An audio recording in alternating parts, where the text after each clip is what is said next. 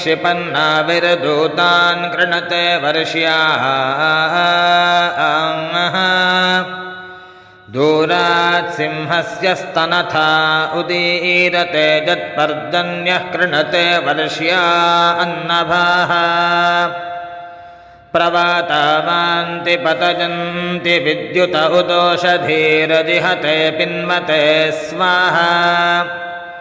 इरा विश्वस्मै भुवनाय जायते यत्पर्जन्यः पृथिवीं रेतसावती यस्यौ व्रते पृथिवी नन्नमीति यस्यौ व्रते शफवर्जर्भुरीति यस्यौ व्रत ओषधीर्विश्वरूपाः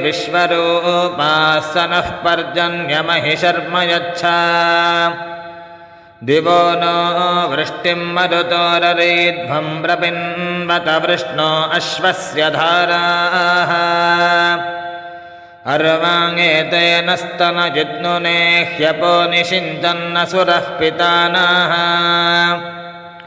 अभिक्रन्दस्तनजगर्भमाधा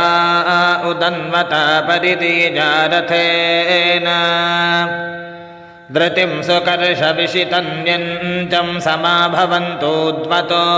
निपादाः महान्तं कोशमुदच निषिञ्चस्यन्दन्ताङ्कुल्या विषिताः पुरस्तात् घृते नद्या वा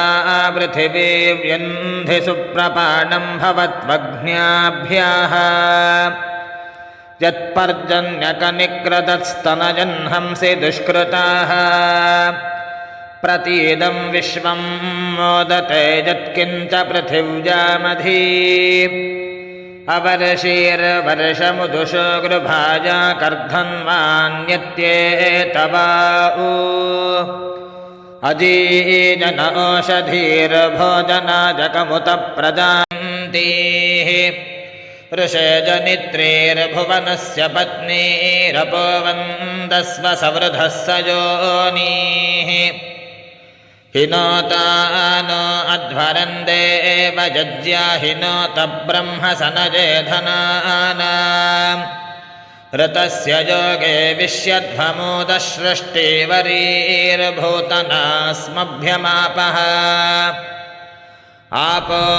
रेवतीः क्षयथा हिमस्वः कृतं च भद्रं बिभ्र